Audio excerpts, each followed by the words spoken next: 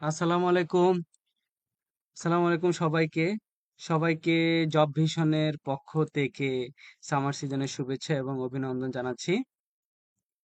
তো আজকে আহ, আমাদের যে লাইভ সেশনটা পূর্ব ঘোষিত নেওয়ার কথা ছিল, সেই লাইভ সেশনের যে আমাদের রেকর্ডেড ভিডিওটা আপনাদেরকে প্রোভাইড করা হচ্ছে। যারা জয়েন হয়েছেন তাদের জন্য তো অনেক শুভেচ্ছা রইলো, আর বাকিদের জন্য আমরা আজকের ভিডিওটা প্রোভাইড করতেছি। সো জব ভিশনের হচ্ছে আমাদের যে ব্যাংক জব বা বিভিন্ন প্রাইমারি বা বিসিএস এবং নিবন্ধন সহ চাকরির পরীক্ষার আসলে একটা আহ, মুক্ত একটা প্ল্যাটফর্ম যেখানে সবাই জয়েন হতে পারবে। তো আপনার চেষ্টা করবেন যে আপনাদের এই গ্রুপটা শেয়ার করে দেওয়ার জন্য।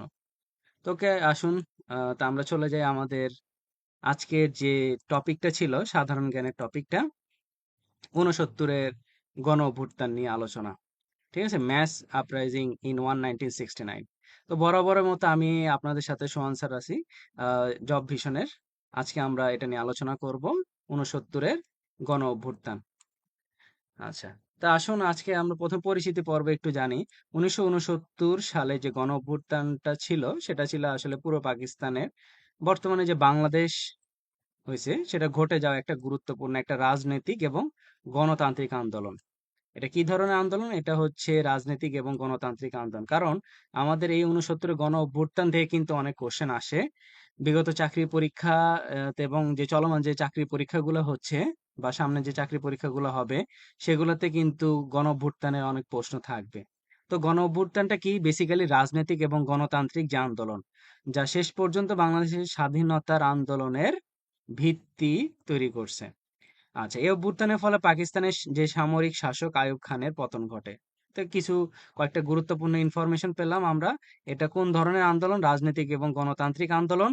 তারপরে হচ্ছে এটা স্বাধীনতার যে ভিত্তি সেটা তৈরি করছে, এবং পাকিস্তানের যে সামরিক শাসক আইয়ুব খান, তার পতন ঘটছে। তারপরে হচ্ছে প্রেক্ষাপট বা পটভূমি যদি একটা আমরা আলোচনার চেষ্টা করি। 1958 সাল থেকে পাকিস্তানের সামরিক শাসন চলছিল। নেতৃত্বে ছিলেন হচ্ছে ফিল্ড মার্শাল মোহাম্মদ আইয়ুব খান।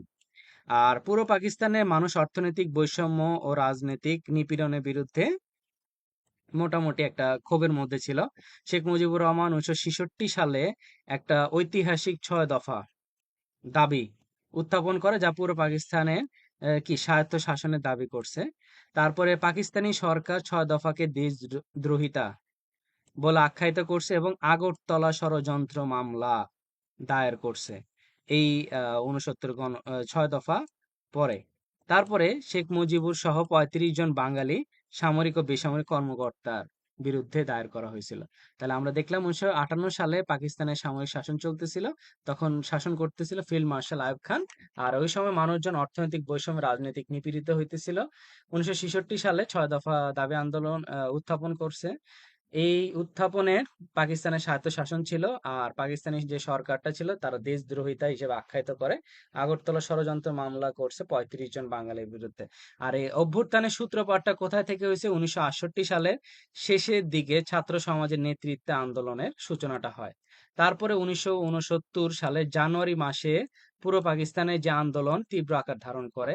পুরো পাকিস্তানে যে ছাত্র ইউনিয়ন, ছাত্রলীগ এবং অন্যান্য যে সংগঠন ছিল, 11 দফা দাবি তুলে ধরে। মানে ছাত্র যে সকল ইয়েগুলো ছিল, তারা এটা অভ্যুত্থান করতেছিল।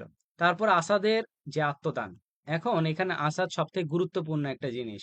20শে জানুয়ারি 1969 সালে ঢাকা মেডিকেল কলেজের যে ছাত্র আসাদুজ্জামান আসাদ পুলিশের গুলিতে আসলে নিহত হয়, যেটা আমরা অনেকেই দেখছি বিভিন্ন ধরনের ছবিতে।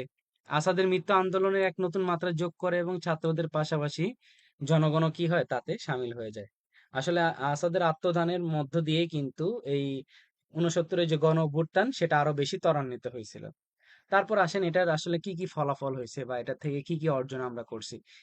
প্রথমটা হইতেছে আগরতলা মামলা প্রত্যাহার করা হয়েছে। তারপরে মুজিবুর রহমান কারামুক্ত হয়েছে। আচ্ছা, জনগণ তাকে বঙ্গবন্ধু উপাধি দিছে। তারপরে হইতেছে আইয়ুব খানের ক্ষমতা থেকে পদত্যাগ করছে এবং তার স্থানে ইয়াহিয়া খান নামে নতুন সামরিক শাসক আসছে। তারপর ইয়াহিয়া খান সাধারণ নির্বাচনের ঘোষণা দেন 1970-এর নির্বাচন। এই অভ্যুত্থানে বাংলা জনগণের মধ্যে স্বাধীনতার যে বীজ, মানে তারা যে স্বাধীন হতে চায়, সেটার একটা নীড় চলে আসছিল।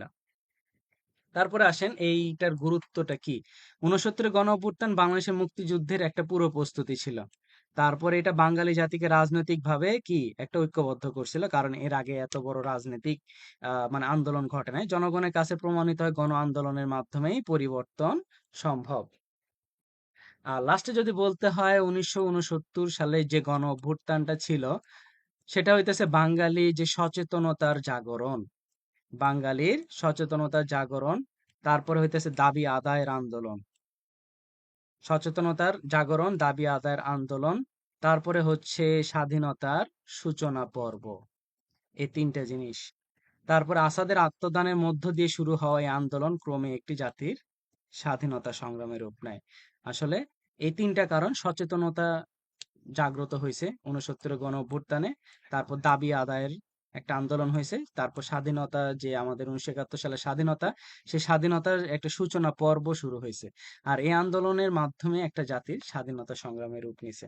তো আমরা এভাবে করে ৬৯ গণ অভ্যুত্থানে যে যে টপিক গুলা আপনাদের সামনে তুলে ধরার চেষ্টা করলাম, আপনারা আশা করি সেই টপিক গুলা চেষ্টা করবেন যে মনে রাখার। আসলে এই ৬৯ গণঅভ্যুত্থান আমাদের যে বিভিন্ন চাকরির পরীক্ষায় সব থেকে গুরুত্বপূর্ণ একটা টপিক, ৬৯ গণঅভ্যুত্থান। তো ৬৯ গণঅভ্যুত্থানের এছাড়াও আমাদের যে অন্যান্য যে টপিক গুলো আছে, মুক্তিযুদ্ধ, স্বাধীনতা আন্দোলন, তারপরে হচ্ছে ভাষা আন্দোলন, এছাড়াও মুক্তিযুদ্ধের সেক্টর, এই সংক্রান্ত যে প্রত্যেকটা টপিক আছে আমরা এক এক করে চেষ্টা করব যে লাইভ সেশনে নিয়ে আসার জন্য। তো আপনারা সবাই আমাদের সাথে থাকবেন। জব ভিশনের পক্ষ থেকে সবাইকে শুভেচ্ছা আবারও এবং অভিনন্দন জানাচ্ছি। তো টিল দেন সবাই ভালো থাকেন, সবাইকে ধন্যবাদ। আসসালামু আলাইকুম।